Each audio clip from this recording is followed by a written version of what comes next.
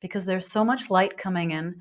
We're really shifting so profoundly. So everything that's not of the light or of that higher vibration, not of the heart frequency, is being brought into the light. So a lot has been hidden over years, and it's being brought up individually and collectively.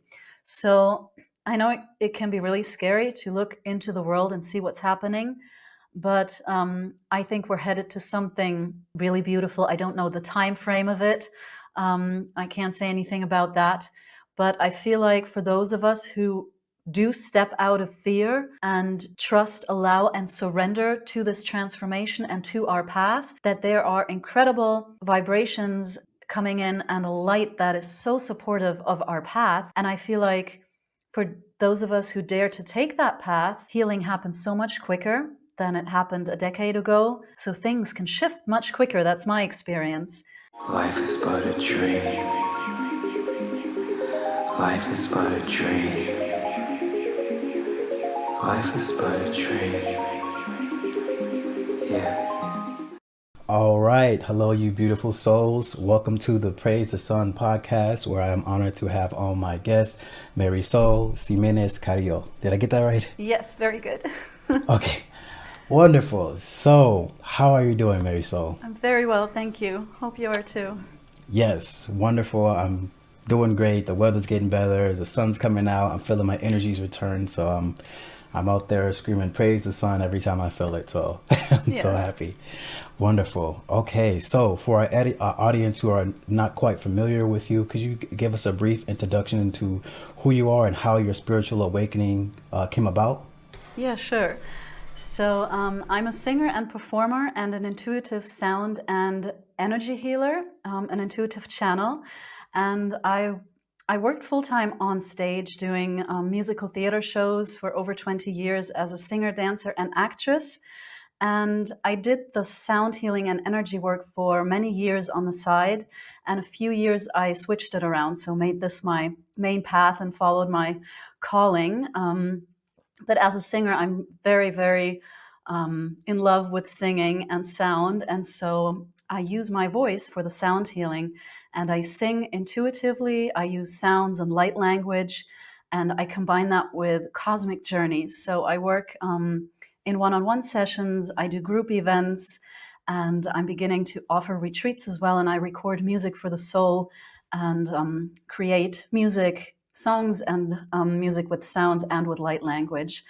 And so I'd say my awakening journey, it wasn't like something big hit me. Some people, they go through trauma or something big and they begin awakening. So for me, it was like a gradual path. I'm very lucky that my mother is very spiritual. And so I was always aware that there was something else. I always felt different. I felt like I didn't belong here. I always said, I think they dropped me off on the wrong planet. There was something off. I felt homesick and didn't know why back then as a child, as a teenager. And it then came gradually. So the awakening went deeper and deeper as I moved on my own path of healing. And that was actually brought about by severe depressions that I suffered from during my teenage years and well into my 20s. And nobody could really help me. And that was, I would say, was the biggest catalyst to then really bring me onto my deep spiritual healing journey. So as painful as that was, I'm grateful now because it really did set things in motion and brought me to where I am today, which I'm really grateful for. So that's it, like in a nutshell. It always does bring us to where we need to be, doesn't it? Yes. It's almost like our initiation into being human, so we can have that kind of resonance bond of understanding what other humans are going through. So we have that frame of reference, because it's very oftentimes difficult to empathize with someone if you haven't been in at least somewhat of a familiar circumstances. And I think depression, most people have experienced that at least one time in their lifetime. So wonderful. I'm so glad that you made it out of that and your heart has opened up, and wonderful. So what what forms of healing do you assist in, or that you conduct with some of the people that you work with? So if I do a one-on-one session, I create a safe space, and I call in my higher self, my team in spirit, my soul tribe, star brothers, star sisters. And so I'm also connected to the higher self of the person I'm working with and their team in spirit. And so depending on what the person that I work with would like to do or solve, there are different things that we go into. But almost always we do a cosmic journey. So I take them on a journey into the inner realms, into the cosmos, and I'm being shown where to take them. And it's like I see a movie within. So I get shown exactly what to do and where to take them. And so I'm always amazed at the journeys that come up, and these journeys contain so much. It can contain ancestral healing, connecting deeply to your higher self, clearing patterns of limiting programs, beliefs, trauma. I do a lot. I work with the voice, with the throat chakra, in opening your voice, in clearing any blocks that may still keep you from speaking your truth, expressing yourself, because we all have a lot that's stuck in here. Especially healers, people working with energy, however you want to call it, often have some trauma from other lifetimes of being persecuted, or for speaking your truth, for expressing your gifts. So some people still have that block. A lot of us do. And I combine the journeys with the sound healing. So I sing intuitively for that moment, and I receive light codes, frequencies, and vibrations that I channel into the sound for that person or group if I'm working with a group. And so in a one-on-one, that person will receive exactly what it is they need at that moment. And the sound is really wonderful, I find, in the way that it transports the vibrations, the light codes, the frequencies deep into the body and being of the person that I'm working with. And it supports the healing journey. And of course, it reaches the heart space. So the heart opens. And I always said, sound comes in when we have no more words.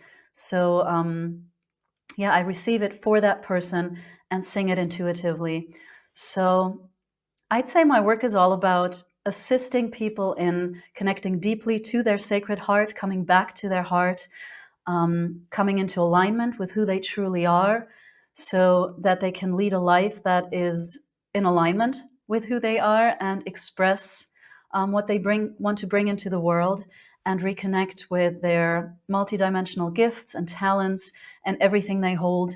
And I really enjoy it when I see someone reclaiming their power and feeling that magic again that they hold within, and step out into the world with courage to be who they are. So I find that beautiful, and it's such an honor for me to assist people on that path. So that's what we do in the cosmic journeys. Beautifully said. It reminded me so much of the Icaros. I think have you ever heard? Yes. Yeah, it reminded me so much of the Icaros that are sung during ayahuasca sessions, where it's like they're connecting with the person, and they're like channeling whatever divine vibrations that are coming through. And it's like, there's been so many times where I've talked to people in these settings who they said, like, it's like the Icaros were just speaking to me. It was like the sound of vibrations were speaking to me. And it was like, these people have a very deep understanding of the fabric of reality and how vibration and energy works. And I'm like, yeah, like when you're in that state and all of your gates are open and you're becoming one with the fields, you feel it. It speaks to you. So I feel like I'm like that all the time, because I'm a musician. So it's like whenever I hear good music, sometimes it just make me cry, because I feel it on a much deeper level than a lot of those around me. So I'm so thankful for the people who work with sound, because it's such an incredibly important work. So thank you so much, Marysol. That was a mouthful, but and so is there a way for you to know, like, before and after when you work with someone? Like, I know there's like the person telling you how they feel, but like, can you like feel when their heart is different after the session? Like, you know, before the session, your heart was like, okay, maybe it was closed a little bit, but like after a session, it's just like expansive. I can feel a little bit more from you. Is there ever a moment like that for you? Yeah, sure. So, because I do see it like a movie with my inner vision, so I see the other person. It's a bit hard to describe, like a hologram, and I see patterns moving, I see energies moving, and I see what happens vibrationally with that person in their field. So, and it's wonderful to see it that way. So the beings that assist me show me what to do, and so I can tell if a certain part of their body or being is opening, if there's still something stuck, how to move with the energy. So I see it as it happens, and it's really beautiful, especially when I feel that opening of the heart, or someone opening that portal of their throat and connecting it to their heart, and I begin to see different streams of colors and codes within it. So I've been doing it for quite a while now, but I'm still very moved and fascinated every time, and sometimes it even brings me to tears when I feel certain things and these beautiful beings that assist. Um, so it often happens that a being will also send me a transmission, and I put it into the sound, to then flow into the field of the person and to work within that person. So definitely, I definitely see and feel and sense when things are shifting and moving. And yeah, I'm so grateful for that, because it's such a beautiful experience. Yes, I bet it is. What are the common blockages that people face? What are common themes that you see in your clients? Is it a lot of closed throat chakras, a lot of closed hearts, trauma? Like, what are the common things that you're seeing? So some of the most common things are limiting beliefs and patterns of not feeling worthy, deserving, patterns of lack, and not feeling good enough, not feeling seen, and a lot of self-doubt. So I enjoy assisting people in coming back to that core of who they are, remembering that, because it's never lost. We just kind of lose touch with it because we have all these layers of our childhood, of society, of whatever it may be, or trauma, and we have all these programs, but that's not us. We're that what lies beneath it. But many people identify with those programs, and I know we've all done that, and we all have that with the issues that we have personally. So it was really freeing for me to work through these programs and belief, and by that finding out who I actually really am, that I am not those patterns, I am not those thoughts. And yeah, so as you said, a lot of people do have a block in their throat and a fear of expressing their truth, of stepping out into the world as they are. And yeah, some people have closed off, of course, as wanting to feel safe because they've experienced some trauma. For women, there are dense energies sometimes in the womb. I mean, depending on what you've gone through. But I think this issue of doubting yourself and just not feeling good enough, not enough this, not enough that, doubting yourself, over and over again in that cycle. I think those are like very common issues, and then of course you go in deeper and see what it's connected to. Yeah, and how do I say it? So I always find that the relationship we have to ourself, that's what's really important, in the end. So to come back to yourself basically and remember who you are. It's about that remembrance. The remembrance, Yeah. wonderful. Where do we accumulate these like initial thought forms of like self-doubt and low self-worth? Are these things that we usually pick up like from inherited from like the parents, or is it like school environment? Where are we getting these things? Well, there's many different things that cause this. So first of all, in this lifetime, we're being programmed basically till the age of about 7. So if you grow up in surroundings with your parents where nobody really listens to you, where you're always told you're not good enough, you'll never make it anyway, you start believing that, and you feel like that nothing you'll ever do will ever be good enough. Or emotional or physically abusive parents, of course, that will leave a big imprint in the way you see yourself and in the way you feel in this world. So if there's been abuse and your boundaries have been profoundly overstepped, of course you will not feel safe. There will be usually a lot of shame, emotions like that. And yeah, of course, also depending on where you grow up, in which society, expectations of society, there are definitely patterns in that of what you should be doing. And then there's, of course, the patterns of past, or I'd rather say parallel lifetimes and ancestral patterns that run through generations. So these are different influences that then come together, and you can see what issues you have and what that might be connected to.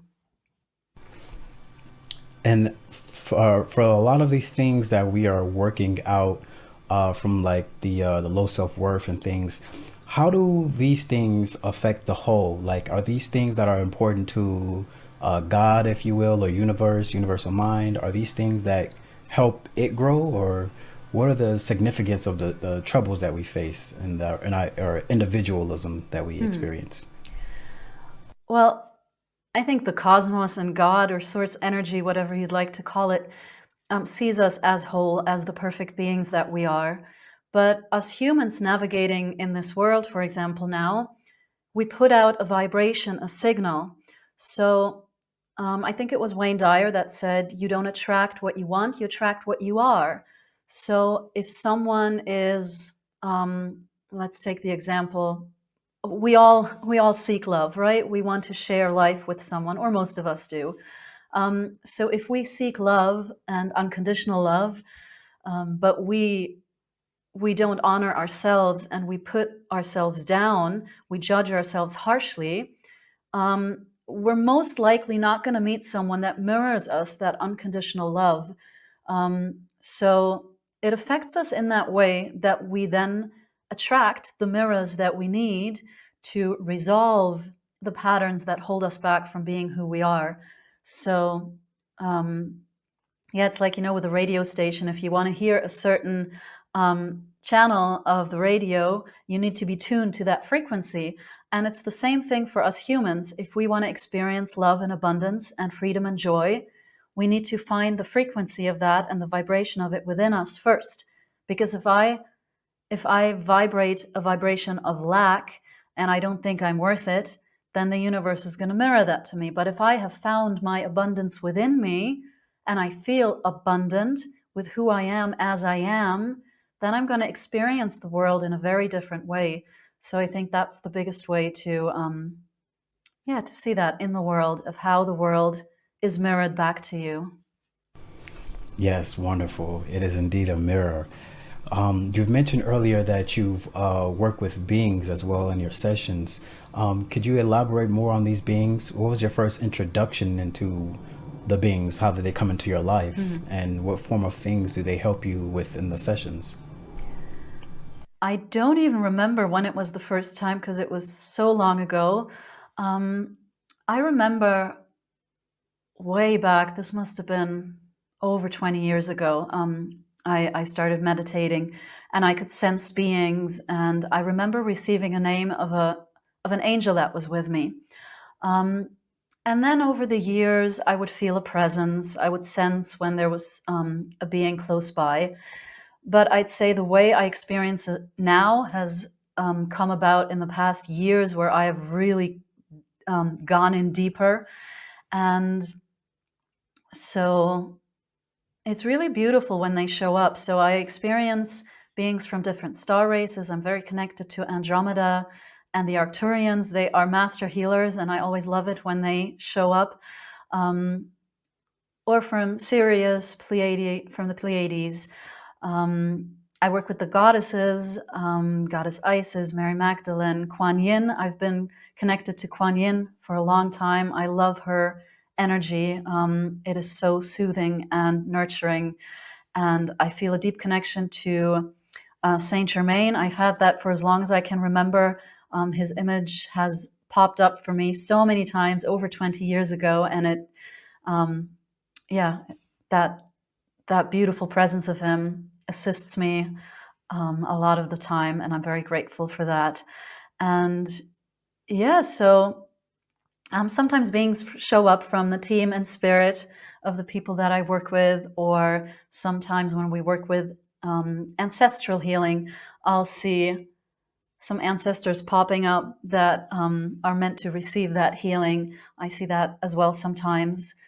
So I never really know what's going to happen. So that's been one of the biggest things for me, to coming from the theater work where everything is practiced to perfection in many weeks, to completely step back and just allow it to happen and to come through what is meant to come through in that moment. Because it's not me doing it. I just serve as that channel for that to come through, which serves the person or the group most in that moment. So that's been quite a process for me, to really take that step back and trust that whatever is needed in that moment will show itself. So yes. Wonderful. It's no surprise that I'm constantly being drawn towards people who have worked with the Andromedans, the Arcturians, the Pleiadians, because these are influences that have been very heavy within my life as well. So sometimes I don't even know that people, like, I didn't know that you've worked with them. But now that you say it, I'm like, okay, well, there we go. That's another person who I'm connected to in that way. So it's always lovely. So when you're connecting with the people, well, when you're connecting with clients, is it that whenever guides come in, is it that this person needs to, in this moment, needs to connect with this guide? I know it can probably be like situational, but is it in this moment, this person needs to connect with this guide? This guide is this person's guide, like the client's guide is coming through, or I know that might be like a little confusing, but like, and in what way usually does the guides present themselves? Yeah, so I mean, we're in the quantum space. So the moment I see a being, that being is in the space that we are moving through in that moment. And it is always that being is there for that person in the moment, because that being is the one who's meant to show up and can assist that person the most. And it's a few beings sometimes, so it depends on what happens in the journey. So I'll describe it to the person, what is going on, and of course ask if it resonates.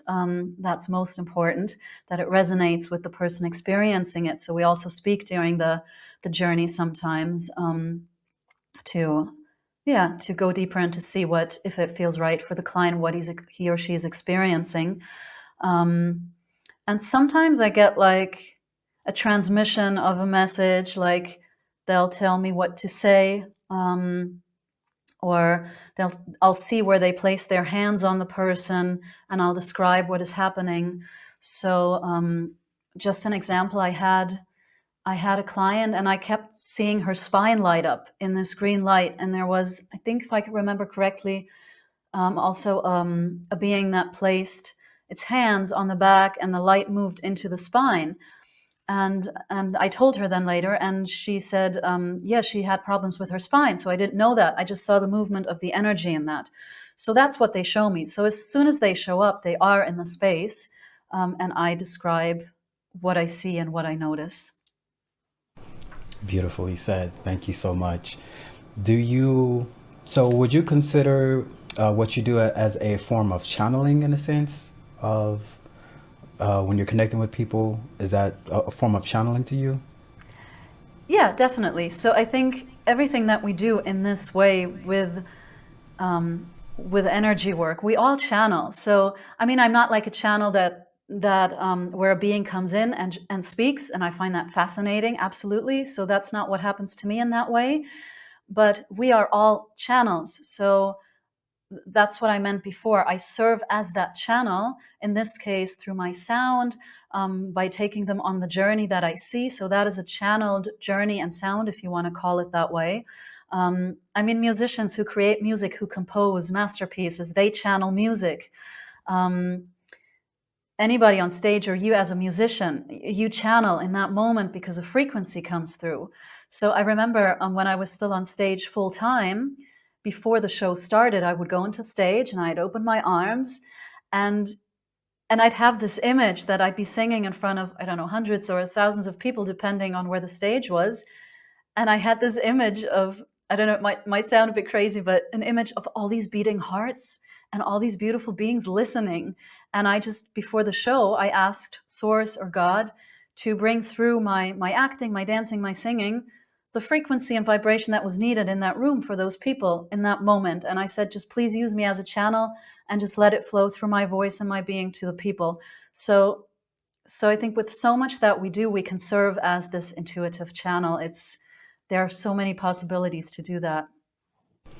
I'm so glad you said that, because that's exactly how I feel as well with whenever I've created music or anything. And I apologize if you guys, if the audience could hear that in the background. I'm very close to the airport, so unfortunately I get a lot of background noise. But anytime I'm making music, I always tell people, like, as much as my ego would like to take take you know, ownership of it, I really don't feel like it's me. Like, I really get into that state.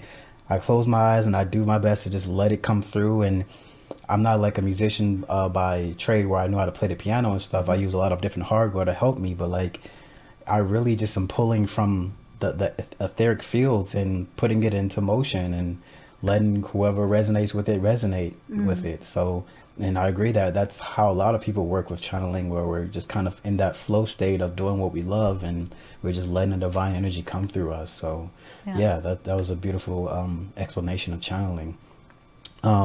So for people who are struggling with limiting beliefs and stuff like that, I remember in one of the interviews you said it's about bringing in more self-awareness. How do we do that? How do we have more self-awareness? Because I do feel like that is the issue, that it's like the you know, the thought form is vibrating here, and we're also vibrating in sync with it. And once we raise our awareness and bring it up here, we can just look down on it and see that, oh, okay, you know, it's like a level of detachment from it in which we're not vibrating on the same level of it. But how do we get up here to view it in that way, if that makes sense to you, an audience? Yeah. Well, that's the beauty of this energy work, sound work. So often the higher self really comes in and wants that person to really experience that pure part of them, where they are free of these beliefs and patterns, that pure part that is not incarnated, but in the ever-present space of eternal awareness.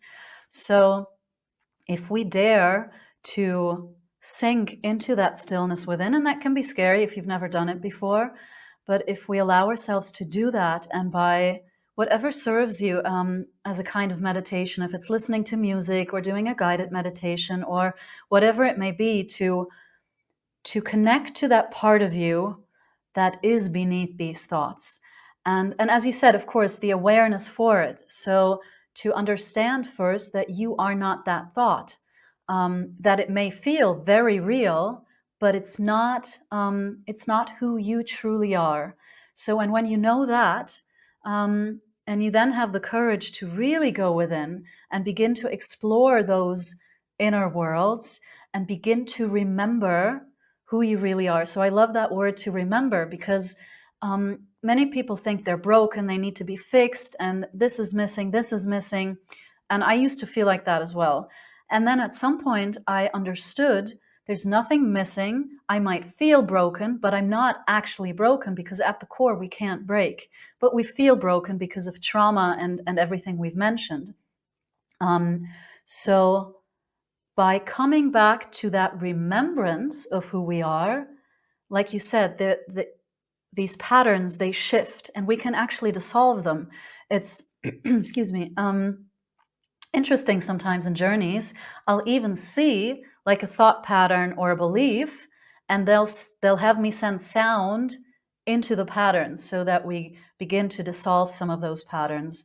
But I think connecting to your heart, breathing, feeling into that depth of who you are, connecting to that part of you, that is so beneficial. And once you get a taste of it, yeah, you know it. you want to go in again and again, and you just connect. You keep connecting, and you keep going deeper, and yeah. Yes, beautifully said. Yes, thank you. What are the typical symptoms, like if someone's listening to us and they hear what you're saying, they're like, yes, I want to increase my awareness. What are the usual symptoms of someone who's like, maybe they have a lot of negative beliefs, they have a lot of maybe they're battling self-worth. Is there certain symptoms that someone can look for within their minds to I mean, I think the obvious thing is like having depression, but maybe there's something else other than that that someone might be struggling with. Is there usual symptoms that someone can look towards in their mind to say, okay, these things probably they don't serve you, so let's have you do this practice of raising your awareness? Are there certain symptoms that someone can look for within themselves? I mean, in the end, this is the journey we're all here to take, right? To sink from our head into our heart and to remember who we are. I know I keep saying that, but that's the core for me. But I think you can ask yourself, do I feel worthy? Do I feel deserving? Do I feel truly worthy and deserving of love, of abundance? And you'll feel something move within your body. So for a lot of people, it's like, I don't know, I don't really deserve it. Do I feel worthy? So you can ask yourself these questions and just see how your body and your being reacts. Do I feel safe in the world? Do I feel seen? Do I feel heard? Do I trust myself? Just ask yourself these questions and see how your body reacts. Because our body will always give us a reaction in that first moment you ask a question like that. Do you experience expansion and openness and a big yes, or is it a sinking into your being? And yeah, I think those are some questions you can ask and notice how you react. Yes, that's exactly what I was looking for. Yes, the self-inquiry questions. Thank you. Because I do have a friend who, since beginning of the year, she said that she wanted to work more on accepting compliments because she struggled with that. So I was like, okay, that great, let's work on that. And I've always called her beautiful because she is a beautiful person. I said, okay, well, hello, beautiful soul. And I would see her clench up a bit, and I was like, okay, we're still making progress. We're still Yeah. getting there, but I love that self-inquiry because I think it's really effective, because how we whenever someone speaks things and we feel it inside of us, we can feel how it makes us feel. If we have like a contractional experience with those things of feeling beautiful or worthy and stuff, then maybe there is some self-inquiry that we need to do there so we can break those limiting beliefs, because we all are worthy of feeling that way, but the conditioning of our minds and experiences that we've been through have told us otherwise, and those things are just simply not true. So I really love that, the way that you phrased that. That was absolutely perfect. So thank you so much. So let's talk about abundance. What does abundance mean to you, Marysol? Abundance to me is an inner job. Do I feel abundant in my being? Do I feel fulfilled? And first and foremost, I found for me that abundance, with that feeling within, is not attached to anything. That comes later. So of course we're here to experience material things, and we're allowed to, and create a life of joy and abundance in that way as well. But it begins within first. So as I just said, do I feel abundant in my being? Do I feel filled? Do I feel like my cup is filled? And then when I move from that, abundance to me is meaningful relationships, with a partner, with friends, with family. That is abundance to me. When I walk through the woods and I see the beautiful trees, that is the abundance of nature for me. And of course, money comes into it as well. I mean, we are part of this world and money exists. So we're allowed to make money and spend it for things that we love. But that all comes later then. So abundance is, for me, a state of being. A state of being. I love that. Yes, a state of being.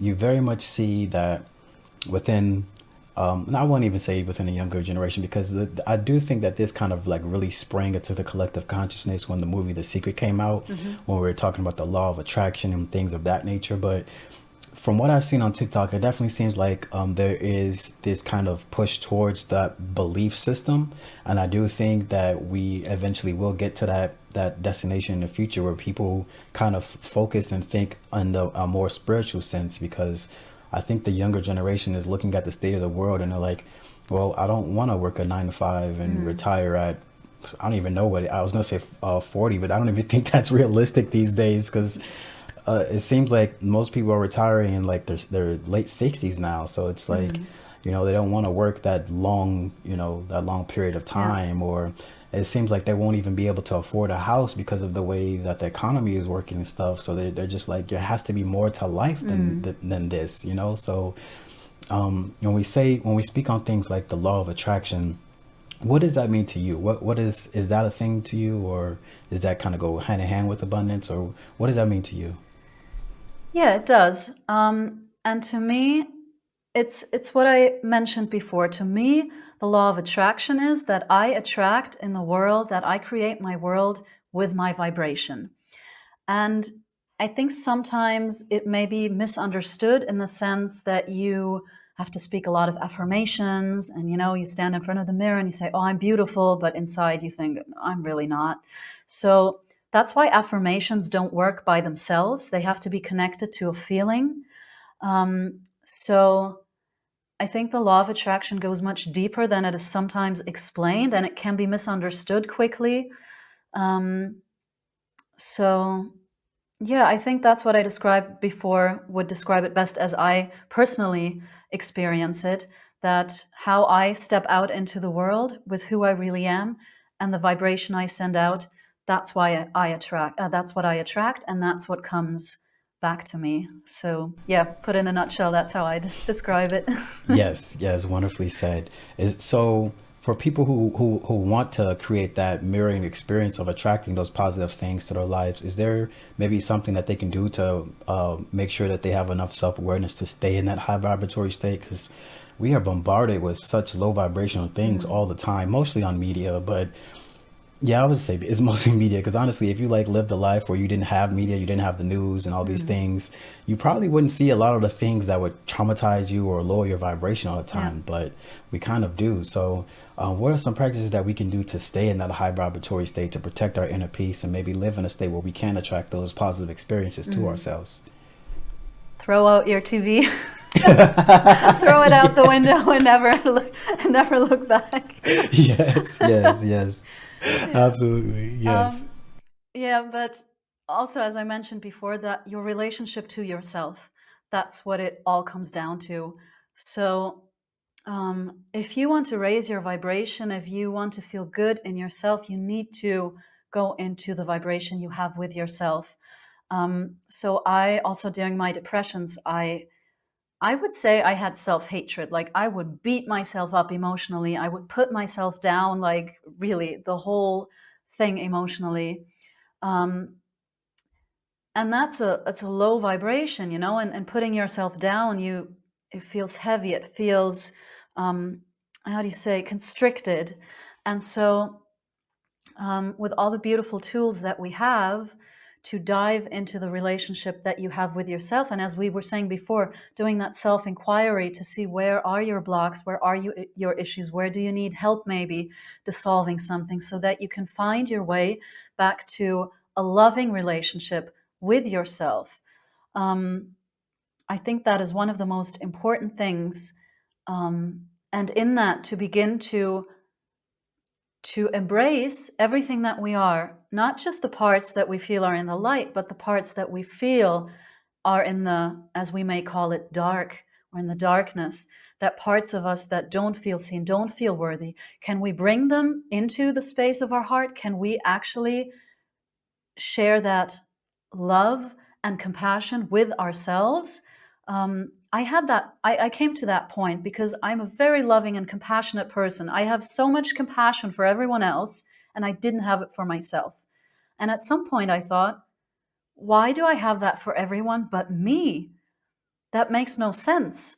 So so I started my journey of coming into a deeper acceptance of who I am, and I still have my issues and things. We're human, but focusing on that relationship that I have with myself has truly shifted things, and I feel so much more at home in myself, and I trust myself much more. And that doesn't mean I don't doubt myself sometimes, but I come back to trusting much quicker. I can shift back much quicker than I used to. So begin with that. Where do you stand with yourself? What do you believe about yourself? And I always say, if you have a thought that doesn't feel good, it's probably not true, because your higher self is not in alignment with that.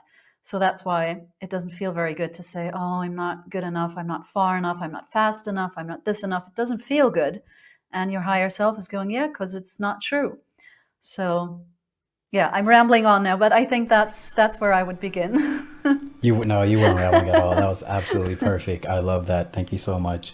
Um, and to reflect on that, I've definitely had to come to that revelation myself that I feel like in life we have this constant our minds do this constant comparison game with other people who are maybe more successful or maybe they are where we would like to be. And it's just sometimes we have a bit of unrealistic expectations towards the outcome of things because we think that things should be a certain way. Maybe we should have a certain amount of money, or we should be loved more, or whatever it is. We sometimes we have these expectations that are in disalignment with what's actually destined for us. And I don't necessarily want to say destined, because I do feel like there's a lot of flexibility for how we live our lives. But I say that to say that our path is our own, and we will reach the successful place that we will reach once it's time for us to reach it there.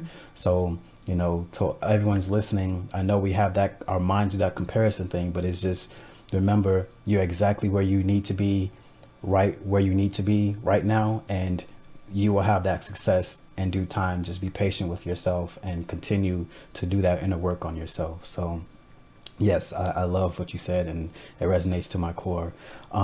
I want to talk about the codes that you've mentioned in a different podcast as well. You said that you received the codes, or how does that work again? And what are the codes essentially for audience who don't know what that is? So yeah, I always use the terms light codes, frequencies, and vibration. And to me, light codes are, how do I describe it? I see it, I feel it. I have streams of light that come in, and I see the encodement of it. So sometimes it's like seeing a vibration. Um, it's like sometimes I see symbols within it. So it's different, but it's like it's so hard to describe. Like a particle of light, a code that holds a certain frequency that is then transported into the body, physically or non-physically, or moves into the DNA and flows into whatever part needs that healing or activation at the moment. But I do see it in those streams of light and symbols sometimes. Okay. And what I guess what is the primary, and forgive me if you've already said this, but what is the primary function of these codes? What do they do in relation to the people that you work with? So it's like when I sing, the light language and the sounds, they serve as a vessel for these codes and the frequencies and the vibrations to be put into. So there might be a certain light code of an activation or a healing or a clearing. And it's like, you have to imagine as if the waves of sound are being filled by these codes with the vibration, and these waves then move into the field of the client, of the person that I do the journey for, and it's like woven into their space. So it'll move onto a certain level, but it's like, yeah, imagine it like waves of sound and light, and they begin to blend. So these streams flow together. I do like the word waves for it, because that's kind of what it feels like, and that's what I see sometimes in this wave movement, how it comes together. So we're weaving together of the light, the codes, the vibration into the sound, if that makes sense. Yes, absolutely. And I love waves as well. Ever since I seen that I think it was called the double slit experiment, where they Yes. realized that, I believe they found that light moves as waves, right? Kind of like how water moves or something like that.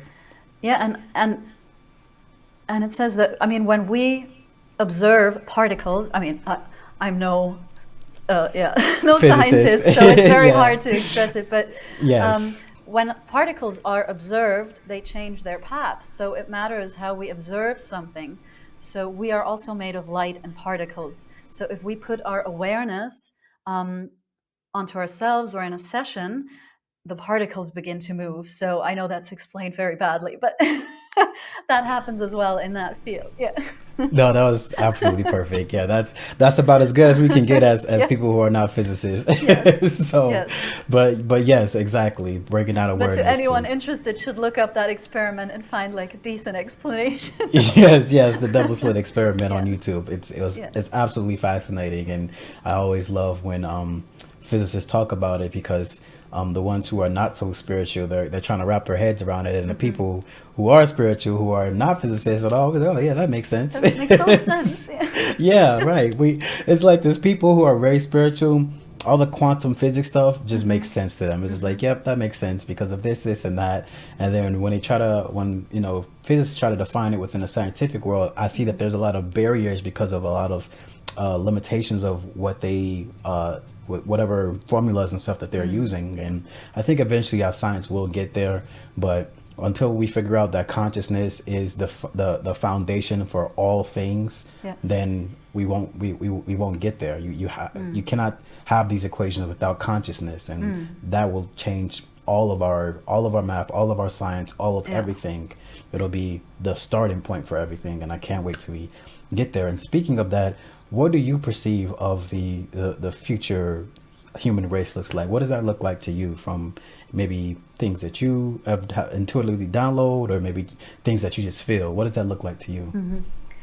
So if you look at the world, most people are probably pretty horrified at some things, and I know a lot of people are in fear, but I think we're actually headed in a really good direction if you see it from the higher perspective, because there's so much light coming in. We're really shifting so profoundly. So everything that's not of the light or of that higher vibration, not of the heart frequency, is being brought into the light. So a lot has been hidden over years, and it's being brought up individually and collectively. So I know it can be really scary to look into the world and see what's happening, but I think we're headed to something really beautiful. I don't know the time frame of it. I can't say anything about that, but I feel like for those of us who do step out of fear and trust, allow, and surrender to this transformation and to our path, that there are incredible um, vibrations coming in and a light that is so supportive of our path. And I feel like for those of us who dare to take that path, healing happens so much quicker than it happened a decade ago. So things can shift much quicker. That's my experience. And so I think we're headed in a good direction, but I know it can be really hard sometimes. And as we move through all these challenges that we're moving through, but I think that's why it's so important that the ones of us that do see it from a higher perspective, not that we're better or anything, we just see it from that higher perspective, to serve as these channels to anchor in the light, to anchor in a new way of being, to bring in that remembrance and to serve as points of light for the ones who may still be lost or feel lost, feel like they're wandering through the dark, or feel disheartened by the state of the world, so that we can be the light for them as well, until their own spark ignites their light fully and they can walk their path. So I think this is the biggest shift this earth has experienced.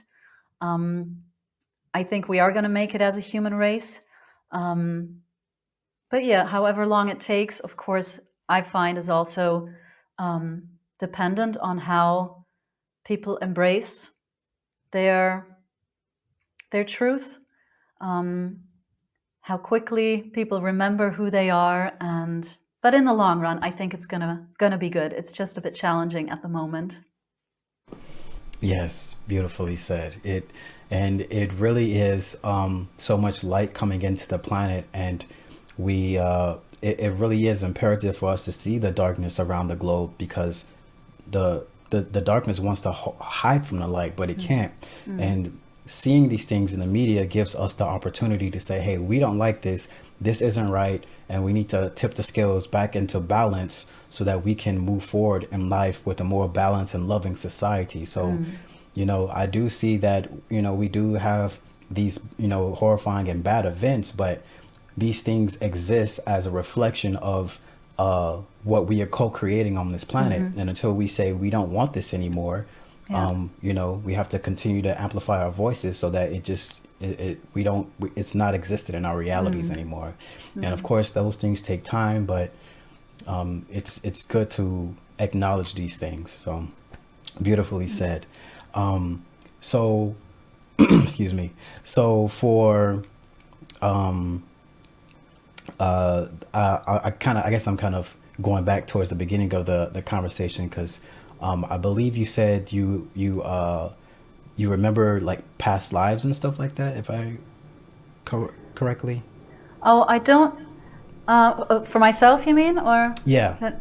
Um, I don't have it that I have like clear memories of past lives. It's like I have glimpses of things, glimpses of experiences. Like if I'm connected to the Lemurian energy, for instance, I'll have visions and images that come up. I've done journeys with people that have helped me on my healing path where I did see past lives and where things started to make sense to me. But that was with the help of these people. And so for me, it's like with Andromeda, for example, it's not like one clear remembrance, oh, this is how it was. Right.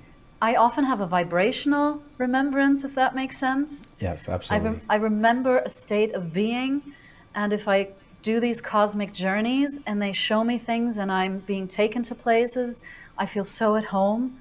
And it's like, oh, yes, I remember this. I Yes. remember this.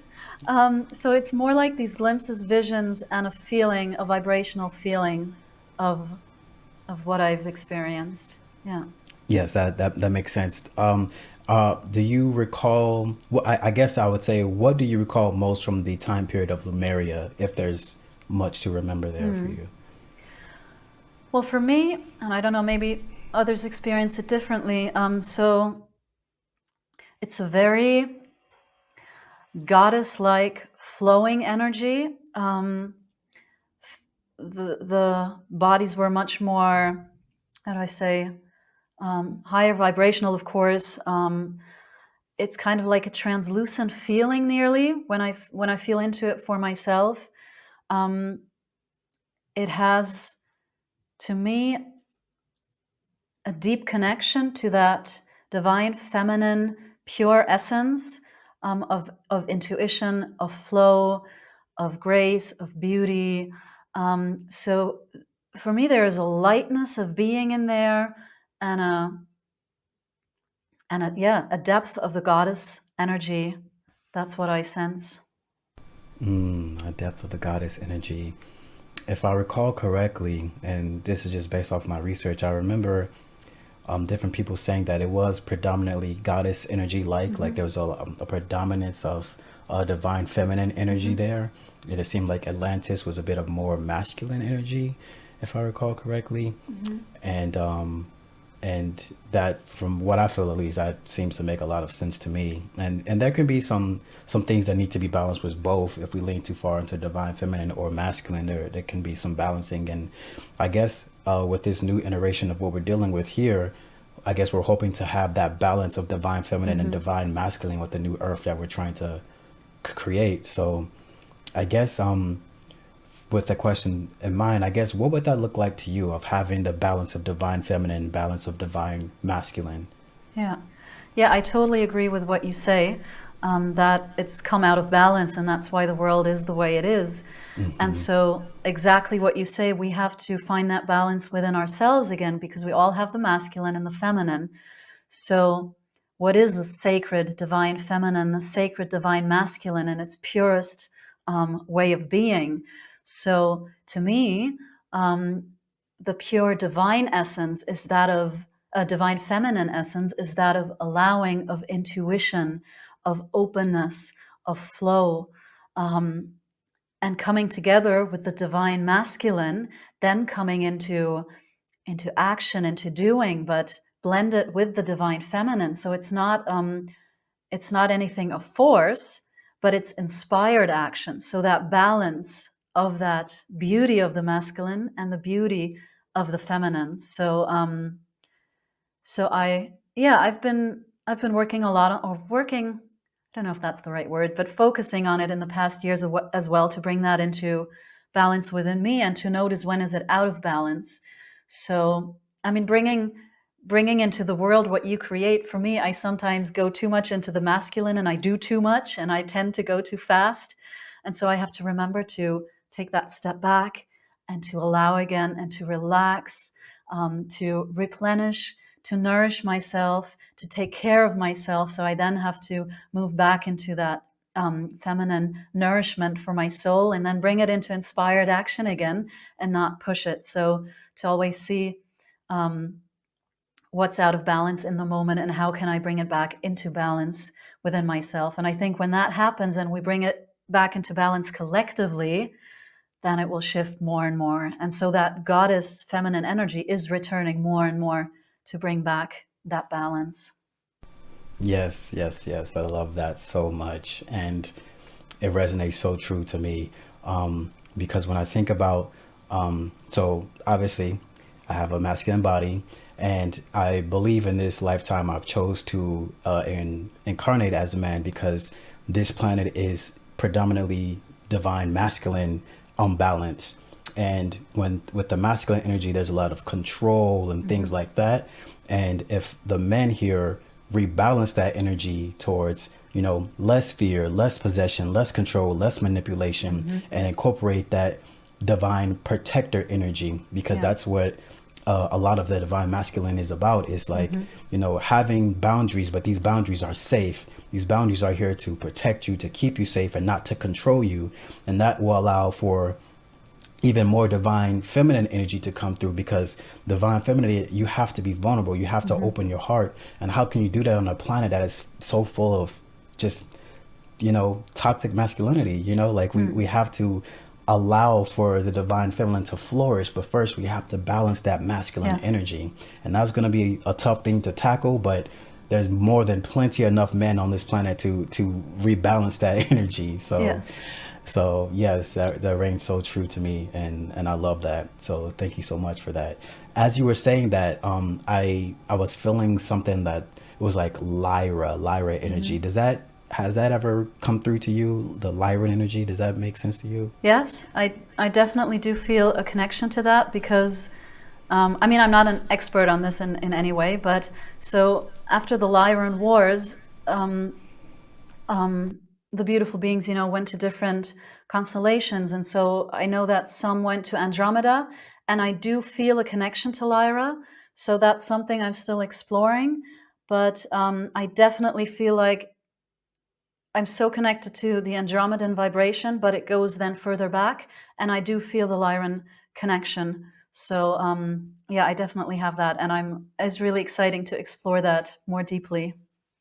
Yes, absolutely. I can't wait. It's it's something that whenever I perceive it in my mind, I guess maybe it's like a guardian or past life or something like that. But it's for me at least, it's like a feline, strong cat energy. Yeah. And I have two cats, so maybe I'm just a I cat love cats lover. as well. I don't have any, but I've always loved cats. Yeah. Yes, I love them so much, but I can almost feel the intenseness of the divine protector within that being, and it looks after the people who want to have that open heart and be vulnerable and loving and stuff. So it's like it's such an important role, but I feel it so much whenever I connect with the thought form of Lyra and stuff. So yeah, I'm glad other people like perceive that and connect to that energy. So as we wind down, I have a few last questions, and the first one is, what does love mean to you? Love, that's a good question. So love for me is in its purest form that unconditional love. Love doesn't judge. Love holds space. Love is open. If I can really love myself, I can hold all that I am in the loving space of my heart. If I truly love my partner, I can hold space for him and see him as the beautiful being that he is. So love is what you said, being open, being vulnerable, and being deeply connected to my own heart and not being afraid to have it wide open and share that with others. Yes, lovely, lovely. What does the sun represent to you?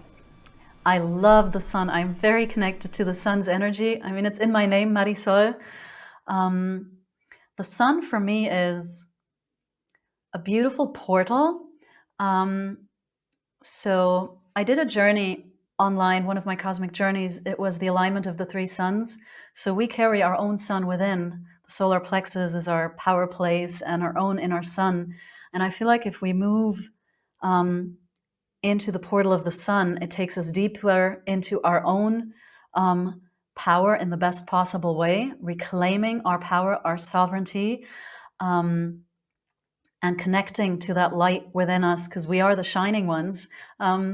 I know a lot of shamans say that. So we are the shining ones. So those solar light codes that ignite our own spark and assist us in coming into shining as the beings that we are. And then you can, of course, move further to the light of the great central sun, you know, the portal to the I am presence of all that is. And when you bring that into alignment, it's just beautiful. It's beyond words. So I am very connected to the sun. Yes. Yes, lovely. I'm so glad you said the great central sun, because not a lot of people talk about that or even is aware of that. But that's, yes, that's a such a powerful source of light and energy. And yeah, I love connecting to it all the time. So this last question is from our previous guest. And the question is for you: share the greatest loving experience you ever had in as much detail as possible, whether that is when you were passing or alive. As much detail as possible, share the greatest loving experience you ever had. Oh my God, there are so many. I have to choose one. That's not so easy. Okay, I'll take this one. So my father, he passed nearly 8 years ago, and he passed in 2016, and I went to Peru in 2019. And I was sitting on the top of a mountain on the island, I forgot the name now, at Lake Titicaca, and there was a temple for Pachamama on top, and I sat on the side, and I was overlooking Lake Titicaca, and there was beautiful sunshine. And I was just sitting there and breathing and just being there by myself. And I felt my father sitting next to me. And with my inner vision, I saw his hands. I saw him sitting there. And he always wanted me to go to Peru. So I felt his presence and I became still. And I had tears flowing down.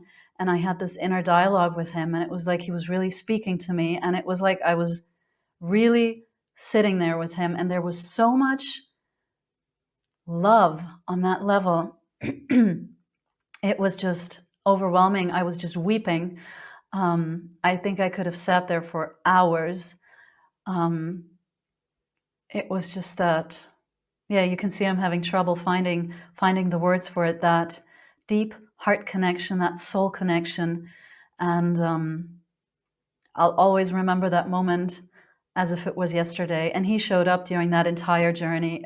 It would be too much to speak about it now, but it was incredible. And that moment, it was just filled with love and gratitude between us. So yes, that's one of those beautiful moments. Wow, I'm keeping back the tears myself because I felt the impact of that moment. You know, it's like if I saw it there and I was like, wow. I bet you that was like very powerful for you and healing. And yeah, I'm so glad you got to experience that. Wow. Yeah, Yes. yeah, and he was such a good man, but very troubled in life because of a very traumatic childhood. And it was so wonderful to connect to him in that way. He was so free. And yeah, so of course I miss him here, but I know he feels so free now. So yeah. Yes, Yeah. beautiful. So yes, if you could leave a question for our next guest. Yes. So my question, what can we do in everyday life to share the light, to inspire others? What are little things that we can continually do to uplift and inspire others? Yes, I love that. I can't wait to hear that answer from the next guest. Wonderful. So thank you so much for your time, Marysol. Where can people find you if they want to reach out to you and connect with you? Yes, thank you. I have a website. It's called Marysol, so like my first name, .vision. There's lots of information about me, and you can book sessions and find information to my online events. And I have a YouTube channel. It's called Marysol, the magical sound of your soul. And you can find free guided meditations. They're always one is in English, and then there's a German version. There are free sound healings. And yeah, you can just tune in for free and see if it resonates, and feel free to look around. Yes, wonderful. Thank you so much for your time. And audience, if you would like to connect with her, her information will be in the description box below. Thank you all so much for spending time with us today. Praise the sun. I hope you all have a beautiful week and weekend. Thank you so much for having me, and thank you for the amazing work you do. Thank you. Thank you. Goodbye, Bye. everyone.